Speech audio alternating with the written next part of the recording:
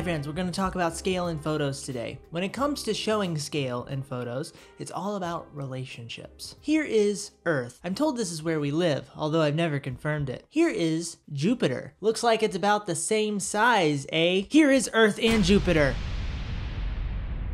I was very intrigued when I realized how large the most recent rocket, the SpaceX rocket that went up, how large that actually is. And I didn't get the sense of that until I saw it compared to previous spacecrafts. It's big. Rest in peace, it says. We get a sense for how big or small things are based on their relationship to other things that we can see at the same time. Here's a photo taken on Earth, I think. We have some houses with grass on their roofs. They may have a fungus. And then in the background, we see a cliff, a very large cliff. Now, why do we understand that this cliff is very large? Well, it's the relationship with the other things in the photo. We see the houses with grass on their roofs. We know how large houses are generally. We know how large grass is generally. We know, although grass doesn't tend to grow on roofs, this is awesome, by the way. I want some grass on my roof. We can look out onto the water and we can see that there is ocean around. We get a sense for how far away we are from the water. We kind of understand how water looks from different distances. So in this case, we're able to gain some context from that. But we also have a big helper in this photo, and that is the clouds in front of the cliff. Clouds tend to be in the sky. Generally. There are certain circumstances where one can be above the clouds. You can be on a mountain looking down, you can be in a plane, or you may be able to fly, in which case, don't tell science. They'll probably take your blood. When clouds are in front of something, our minds very effortlessly think, that is a large object. And so we see how all of the relationships in this photo give us a sense for how big the cliff is. Here is a fantastic photo of the Golden Gate Bridge in San Francisco. There are many photos of this bridge, so it's always nice to see one that really does it well. We have clouds obscuring the other half of the bridge. That lets us know that this is large. We have a sailboat. Once again, we generally understand how big sailboats are. It's quite small. The bridge is quite large. The relationship between these elements help us understand how big the bridge is. So if I wanted to go out and photograph the Golden Gate Bridge and I wanted it to look extra large, it would be a good idea to check the weather, see if there are going to be clouds coming through the area.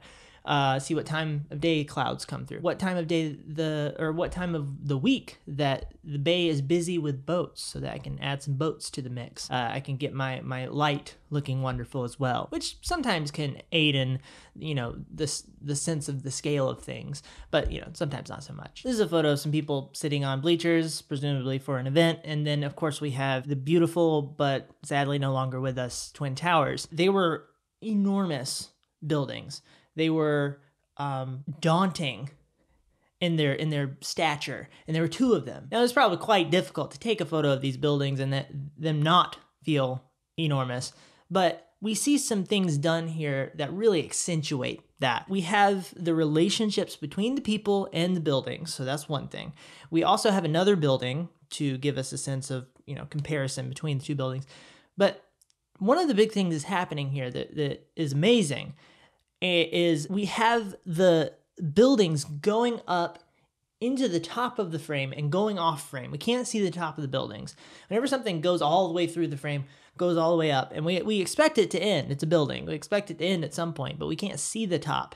It makes it feel forever, right? And so here we really get a sense of how ridiculously huge those towers were. It's quite sad to me that I never got to see these buildings and photograph them. I think I would have really enjoyed that. I would have taken photos of them from every angle imaginable. But now we have the Freedom Tower, which is also beautiful and large. Okay, now we have a photo that makes my eyeballs cold, but what I want to talk about in regards to our topic today is this idea of moving your subject away from the camera, showing more of the environment, making them small, your subject, or it, whatever your subject is, making it small, and then making the environment take up more of the frame. So we're able to see this comparison between the two. Humans are amazing scale definers. We generally understand how big a human is. If we're talking about the idea of how effortlessly we can allow somebody to get a sense for the scale of objects in an image, we are tuned to understand the scale of a human. And we will effortlessly, with very limited mental resources, we will be able to understand, okay, that is that size. Here are these other things. That's probably roughly this size. Here's another example of relationships between objects and clouds, but here we also have the strong presence of a sense of atmosphere. So we have the water, we have a boat, and we have a giant triangle in the background. And this triangle is surrounded by a haze, it's surrounded by clouds, and this haze is another very efficient way to get our minds to understand that this is a huge object. There's a logical sense in which one can understand how big something is that they're looking at, but then there's also an emotional sense, if that's the right word.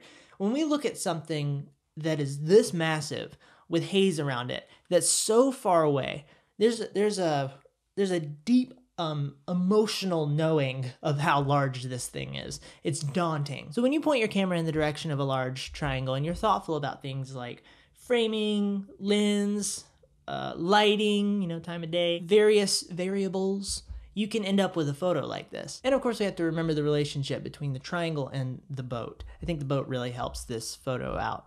I am curious what that triangle is though.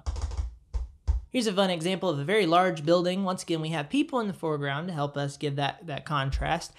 We have light shooting up onto the building. We're looking at it from below. It looks daunting and majestic and huge. It's a bit foggy. I think the darkness helps us out here too. But also little things like the lights on the, I guess they're hanging from power lines coming through the frame. They are in front of this building, which gives us a sense of the layering of the environment here.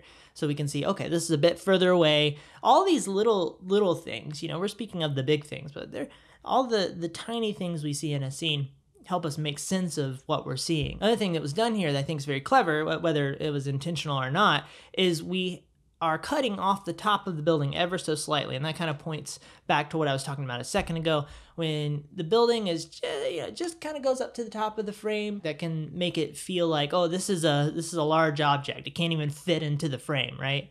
So whether you're completely cutting off the top of the building, you don't know when it ends, or you're just, it's like you're putting the frame right above the top of the building, that can have a nice effect for scaling senses. Here we have a photo taken in a library, another example of moving the subject away, showing more of the environment.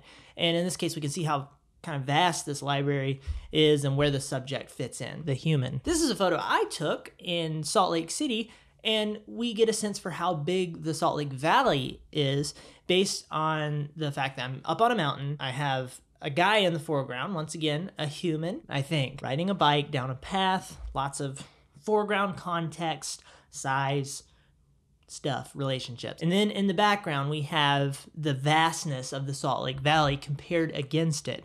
Now, could I just point my camera out into the Salt Lake Valley and demonstrate tremendous vastness? Yes. But this gives you a different sense of that. Here's a photo I took in a canyon in Utah, and this is an extreme version of what I was talking about, making the subject smaller. You can see a motorboat in the water down there. You can see just how tiny it is, and I think that really helps this photo demonstrate how I felt when I was standing there looking out, into this giant gash in the earth. It was huge, and this helped it feel huge for my viewer. How do newscasters keep their hair in place? This is obnoxious. It's probably just like a metric ton of oils, motor oil. Yeah, whatever. And last but not least, we have this photo, which I think I showed you guys a couple of videos ago. If you watched my video about planes, you may have remembered that I spoke about the largest freestanding structure on the west side of the Mississippi River. And this is that in the background there. A large chimney. Why it has to be so large, I'm not sure. I don't understand why it, why can't it just be like a couple inches tall? I don't know. But we have that.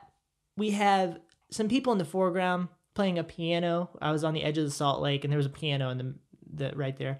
And so that made for an interesting photo. We have the structure. We have mountains behind the structure, which are even larger, right? So we have a small thing, a large thing, and a larger thing. And so that gives you a rich sense of how big everything in the frame is. The fact that this chimney is kind of standing up to this mountain a little bit makes, gives you a sense for how big it is. I mean, the piano, kind of a big piano, you know? Size 3. Also, the lighting in this photo is stupendous. It's coming from the right side. It's hitting the mountains. We have sort of almost a pinkish yellowish hue on the snow, which I love that look. Has a lot to do with color grading. We have it coming down the side of the tower. I just love how it perfectly splits the tower in half. Then we have this general evening hue throughout the scene. Makes me happy. Oh, thanks. Okay, that's it. Just some thoughts about scale in photos. Would love to hear your thoughts. If you enjoyed this video, if you want to hit those buttons, that'd be great.